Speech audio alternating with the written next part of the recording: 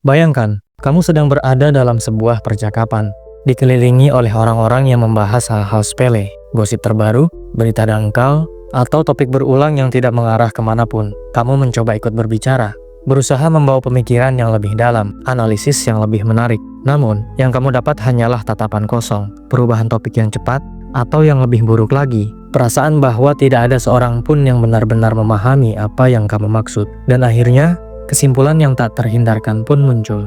Mungkin lebih baik aku diam saja. Jika hal ini terdengar familiar, kamu tidak sendirian. Tapi masalahnya bukan pada dirimu. Masalahnya adalah, kecerdasan bukanlah sesuatu yang mendekatkan manusia satu sama lain. Sebaliknya, ia justru memisahkan mereka. Semakin dalam pemahamanmu tentang kompleksitas dunia, semakin sulit rasanya menemukan seseorang yang melihatnya dengan cara yang sama seperti dirimu. Dan jangan tertipu. Kesepian intelektual ini bukan sekedar hasil dari persepsimu sendiri. Masyarakat, secara halus namun pasti, menolak mereka yang berpikir berbeda. Arthur Schopenhauer, salah satu filsuf paling jujur dan kejam dalam menyampaikan realita, percaya bahwa kecerdasan yang luar biasa bukanlah anugerah, melainkan kutukan. Sebuah beban yang mengasingkan mereka, yang mampu melihat melampaui ilusi kehidupan sehari-hari. Menurutnya, semakin tajam seseorang menangkap kontradiksi dunia, semakin besar pula rasa frustasi saat mencoba menjelaskannya kepada mereka yang hidup di permukaannya saja. Karena pada akhirnya, kebanyakan orang sebenarnya tidak menginginkan kebenaran, melainkan kenyamanan. Dan disinilah pertanyaannya muncul. Jika kecerdasan justru membawa pada keterasingan, lalu apa jalan keluarnya? Bagaimana caranya hidup di dunia yang seolah tak ada seorang pun yang berpikir seperti dirimu? Jika kamu pernah merasakan keterputusan ini, kehampaan yang muncul karena tak adanya pertukaran pemikiran yang benar-benar bermakna, maka video ini dibuat untukmu. Karena mungkin masalahnya bukan pada kesepianmu, melainkan pada apa yang kesepian itu ungkapkan tentang dunia di sekitarmu. Apakah kecerdasan itu anugerah atau justru kutukan? Di atas kertas, tampaknya jelas bahwa menjadi lebih cerdas seharusnya membuat hidup lebih mudah. Kamu bisa memahami sesuatu lebih cepat, melihat pola yang diabaikan orang lain, dan menghindari kesalahan yang sering dilakukan kebanyakan orang. Namun dalam praktiknya, kecerdasan yang seharusnya menjadi keunggulan justru berubah menjadi tembok tak kasat mata yang memisahkanmu dari dunia sekitar. Arthur Schopenhauer memahami hal ini lebih baik daripada siapapun. Baginya, kecerdasan yang terlalu tinggi membuat seseorang terkutuk untuk hidup dalam kesepian, karena kebanyakan orang memang tidak ingin berpikir terlalu dalam, bukan karena mereka tidak mampu, melainkan karena tidak ada keuntungan sosial untuk melakukannya.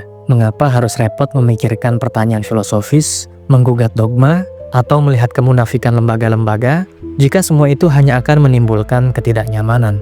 Bagi sebagian besar orang, hidup terasa lebih mudah jika mereka menerima dunia apa adanya, tanpa harus mengajukan pertanyaan-pertanyaan sulit. Tapi kamu tidak bisa begitu saja menutup mata. Otakmu selalu bekerja, selalu menganalisis, selalu melihat detail yang diabaikan orang lain.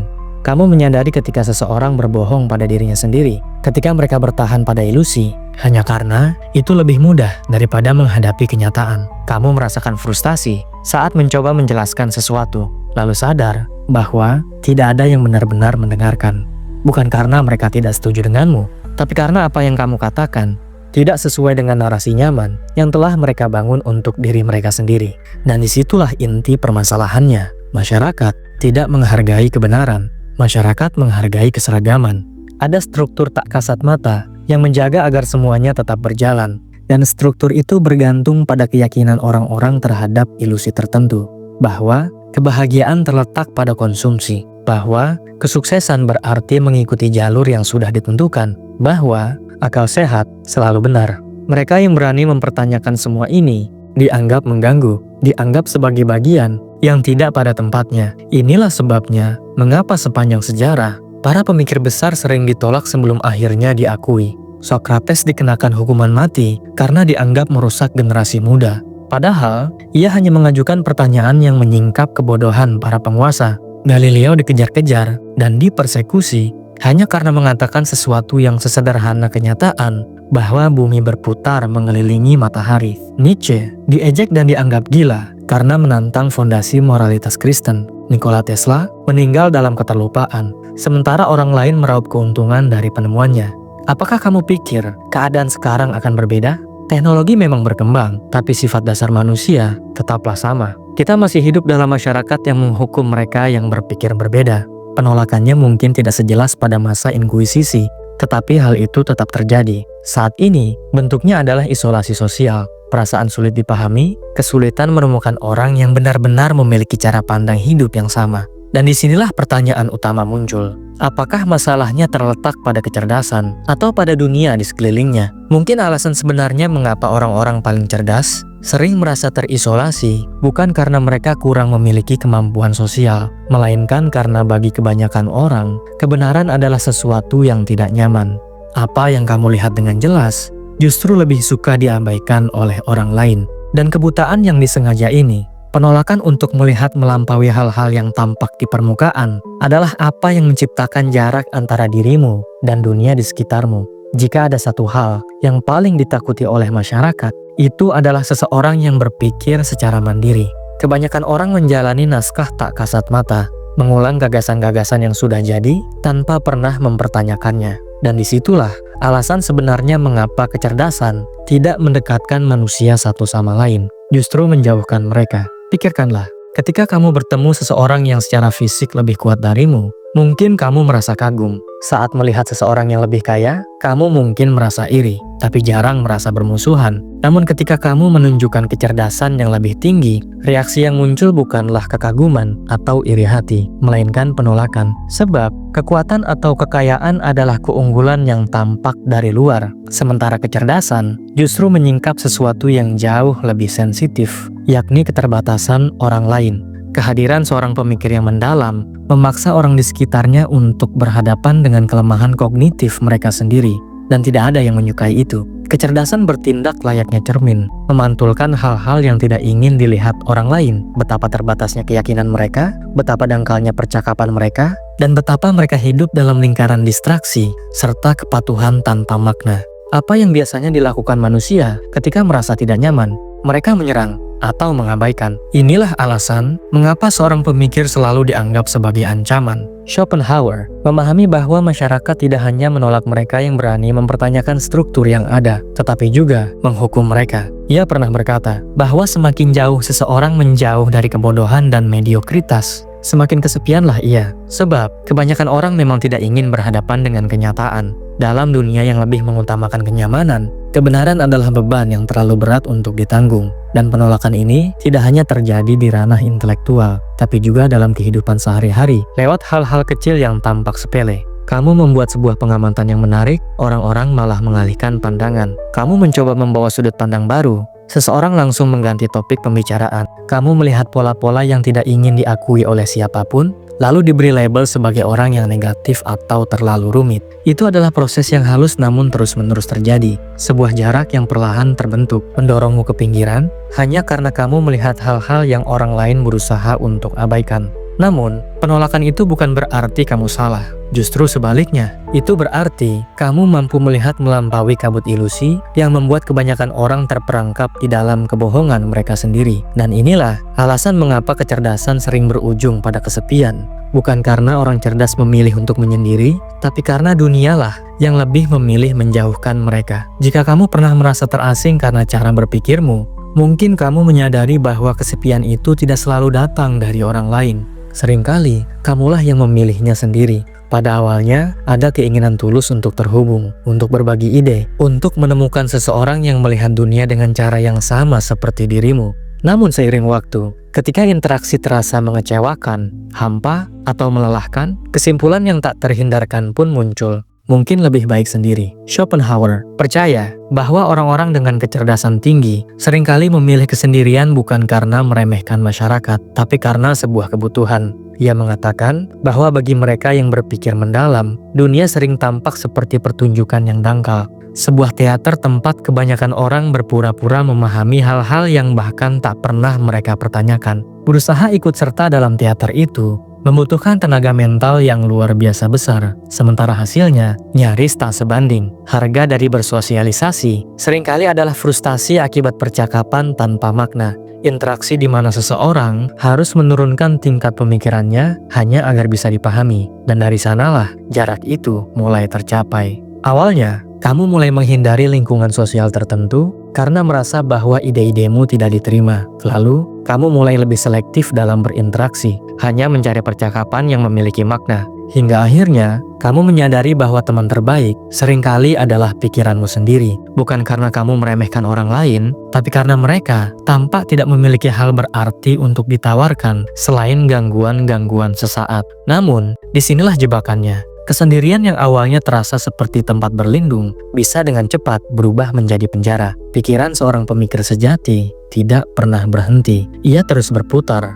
menganalisis, mempertanyakan, dan tanpa seseorang untuk bertukar ide, tanpa tantangan intelektual dari luar, pemikiran itu bisa berubah menjadi lingkaran tertutup, di mana segala sesuatu hanya masuk akal di dalam sudut pandangmu sendiri. Kecerdasan memang dapat menjauhkanmu dari kebodohan, tapi juga dapat menjebakmu dalam gelembung pemahamanmu sendiri. Dan disitulah kesepian berubah menjadi sesuatu yang lebih dalam, semacam pengasingan psikologis, di mana bahkan ketika kamu dikelilingi oleh banyak orang, kamu tetap merasa tidak menjadi bagian dari apapun. Kamu mungkin tetap bisa berinteraksi, tertawa, berbicara tentang hal-hal sepele, tapi jauh di dalam hati, kamu tahu ada sesuatu yang hilang, sebuah dialog yang sejati, pertukaran gagasan yang tulus. Tragedi terbesar dari kesendirian yang kamu ciptakan sendiri adalah bahwa sebenarnya itu bukan pilihan dalam arti yang sesungguhnya. Tak ada seorang pun yang benar-benar ingin hidup sendirian. Namun, ketika dunia hanya menawarkan hal-hal yang dangkal, ketika hubungan sosial menjadi beban alih-alih sumber kebahagiaan, maka kesepian tampak seperti jalan yang paling masuk akal. Dan disitulah letak ironi yang besar.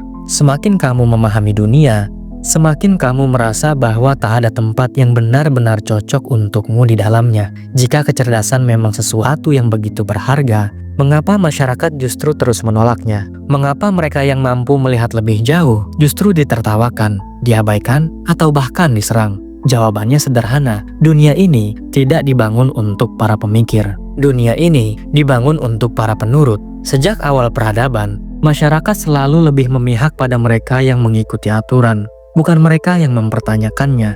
Sejak di bangku sekolah, kita sudah dilatih untuk patuh, bukan untuk berpikir. Kita diajarkan untuk menghafal informasi tanpa mempertanyakannya, untuk menerima kebenaran yang sudah jadi tanpa berusaha menyelidikinya. Siswa yang terlalu banyak bertanya dianggap mengganggu. Karyawan yang memberi usulan perubahan dianggap mengancam stabilitas perusahaan. Warga yang berani menentang narasi dominan dianggap sebagai masalah. Schopenhauer melihat hal ini dengan sangat jelas. Ia percaya bahwa dunia dikuasai oleh sistem mediokritas kolektif, di mana pemikiran independen dianggap berbahaya. Ia berkata bahwa kebanyakan orang tidak benar-benar menginginkan kebenaran. Mereka hanya menginginkan kenyamanan. Dan kebenaran jarang sekali memberikan kenyamanan. Inilah alasan mengapa para pemikir besar dalam sejarah selalu ditolak terlebih dulu sebelum akhirnya diakui. Socrates dikenakan hukuman mati karena menantang nilai-nilai yang dianut Athena. Galileo dianiaya karena berpendapat bahwa bumi bukanlah pusat alam semesta. Nietzsche disebut gila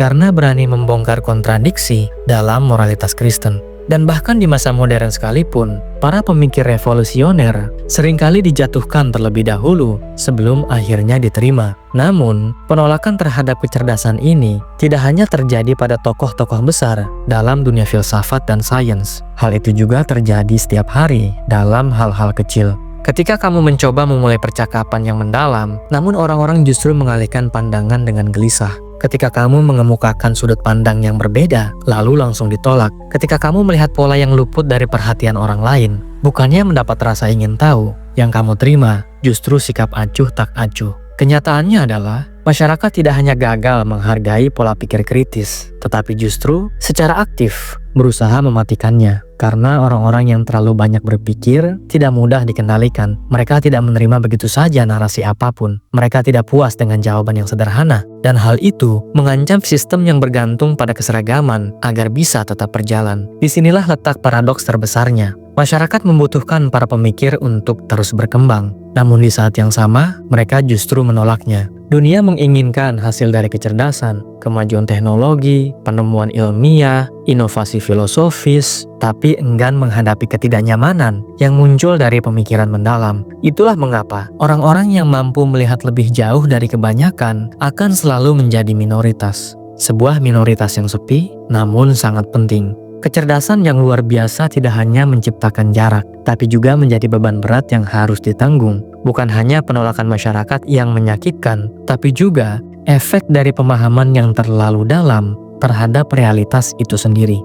Schopenhauer melihat hal ini dengan sangat tajam. Semakin seseorang memahami kenyataan, semakin sulit baginya menemukan kebahagiaan di dalamnya. Kebanyakan orang hidup dalam ilusi. Mereka percaya bahwa hidup memiliki makna yang melekat, bahwa keadilan selalu ada di dunia, dan bahwa setiap usaha pasti akan mendapatkan balasan. Mereka meyakini konsep seperti keberuntungan dan keadilan atas usaha. Gagasan-gagasan seperti itu menjaga manusia tetap termotivasi, memberi tujuan, dan membuat mereka terus melangkah meski menghadapi kesulitan. Namun, seorang pemikir sejati, seseorang yang benar-benar mempertanyakan dasar-dasar keyakinan itu, pada akhirnya akan sampai pada satu kesimpulan yang tidak nyaman, yakni tidak ada satupun dari semua itu yang dijamin benar. Inilah perbedaan mendasar antara manusia biasa dan seorang pemikir. Manusia biasa bisa menipu dirinya sendiri, dan ilusi itulah yang membuatnya bahagia. Sementara pemikir melihat dunia sebagaimana adanya, kacau, acuh tak acuh, dan penuh kontradiksi. Ia menyadari bahwa moralitas bukanlah sesuatu yang mutlak, melainkan konstruksi sosial, bahwa pencarian akan kebahagiaan seringkali hanyalah perlombaan tanpa makna untuk memenuhi keinginan-keinginan yang diprogram oleh budaya, bahwa kebanyakan orang tidak benar-benar mencari kebenaran, melainkan sekedar pembenaran atas keyakinan yang sudah mereka miliki. Dan disinilah kecerdasan berubah menjadi beban. Karena sekali seseorang melihat kenyataan apa adanya, ia tidak akan pernah bisa tidak melihatnya lagi. Kamu tidak bisa begitu saja mematikan pikiranmu dan berpura-pura bahwa semuanya masuk akal. Seperti yang pernah ditulis Nietzsche, ketika kau menatap ke dalam jurang terlalu lama, jurang itu akan menatap balik padamu. Itulah harga dari pemahaman, sebuah keterpisahan yang semakin dalam dari dunia di sekitarmu. Saat orang lain merayakan kemenangan-kemenangan kecil, mobil baru, kenaikan jabatan, kisah cinta sesaat, sang pemikir justru bertanya dalam hati, apakah semua ini benar-benar berarti? Apa yang tampak memuaskan bagi kebanyakan orang, terasa dangkal baginya. Dan perasaan terasing ini tumbuh perlahan, hingga akhirnya ia merasa seperti orang asing di zamannya sendiri. Tak mengherankan bila banyak pemikir besar dalam sejarah mengalami kesedihan mendalam, bahkan depresi. Pascal pernah menggambarkan keheningan tak berujung dari alam semesta sebagai sesuatu yang menakutkan. Sementara Schopenhauer melihat kehidupan sebagai lingkaran tak berujung dari hasrat dan kekecewaan, di mana satu-satunya jalan keluar adalah penolakan total terhadap dunia. Namun disinilah pertanyaan besarnya muncul. Jika kecerdasan membuat kita terkutuk untuk melihat kebenaran tanpa ilusi, bagaimana kita bisa hidup tanpa terbakar olehnya? Adakah jalan di antara ketidaktahuan yang nyaman dan keputusasaan yang mutlak? Inilah pertanyaan yang membedakan antara mereka yang hanya menderita karena kecerdasannya dan mereka yang belajar untuk memanfaatkannya. Dan mungkin jawabannya terletak pada penerimaan terhadap kesendirian itu sendiri. Jika kecerdasan membawa pada keterasingan dan pemahaman yang mendalam tentang dunia bisa menjadi beban, lalu apa yang tersisa? Apa yang bisa dilakukan seseorang yang mampu melihat melampaui permukaan agar tidak tergerus oleh pikirannya sendiri? Schopenhauer meyakini bahwa satu-satunya cara bagi seorang pemikir untuk menemukan kedamaian adalah dengan menerima kesendiriannya dan mengarahkan energinya pada sesuatu yang produktif. Ia berpendapat bahwa orang cerdas tidak seharusnya membuang waktu untuk berusaha menyesuaikan diri dengan masyarakat yang tak akan pernah sepenuhnya memahami mereka. Sebaliknya, mereka harus memeluk kesendirian itu sebagai sebuah kehormatan, bukan hukuman. Namun, ini bukanlah jawaban yang mudah. Karena jauh di dalam diri, setiap manusia tetap merindukan hubungan. Bahkan, mereka yang paling mandiri secara intelektual pun ingin dimengerti, ingin menemukan seseorang untuk berbagi cara pandang yang sama, yang bisa memberi ruang untuk dialog sejati. Masalahnya, pertemuan semacam itu sangatlah langka, dan berharap masyarakat luas menghargai kedalaman berpikir adalah sebuah kekeliruan. Jadi apa yang harus dilakukan? Hal pertama yang perlu dipahami adalah bahwa kesendirian intelektual tidak berarti keterasingan total. Ada banyak cara untuk menemukan orang-orang dengan pola pikir yang sejalan, entah melalui buku, filsafat, komunitas intelektual, atau bahkan melalui karya seni. Banyak pemikir besar dalam sejarah yang hidup menyendiri, namun gagasan mereka melampaui zamannya. karena dicatat, diperbincangkan, dan akhirnya diakui. Hal kedua yang perlu dilakukan adalah mengarahkan kecerdasanmu pada sesuatu yang bermakna. Pikiran yang tidak menemukan tantangan dan tujuan akan dengan cepat berubah menjadi jebakan bagi dirinya sendiri. Mencipta, mengeksplorasi, dan terus belajar, semua ini dapat mengubah beban kecerdasan menjadi kekuatan yang luar biasa. Dan yang terakhir, terimalah kenyataan bahwa dunia akan selalu menolak mereka yang berpikir berbeda. Masyarakat tidak pernah merangkul para pemikir besarnya ketika mereka masih hidup. Hanya setelah ide-ide mereka tak lagi dianggap berbahaya, barulah mereka dihormati. Artinya, jika kamu merasa tidak cocok dengan lingkunganmu, mungkin justru di sanalah tempatmu seharusnya berada. Sekarang, saya ingin mendengar pendapatmu. Pernahkah kamu merasa bahwa cara berpikirmu membuatmu terasing, bahwa orang-orang di sekitarmu tidak mampu mengikuti cara pandangmu terhadap dunia? Tulis jawabanmu di kolom komentar dan bagikan pengalamanmu. Dan jangan berhenti di sini. Jika video ini terasa relevan bagimu, maka video selanjutnya sangat penting untuk kamu tonton. Subscribe dan lanjutkan menonton, karena percakapan ini belum berakhir.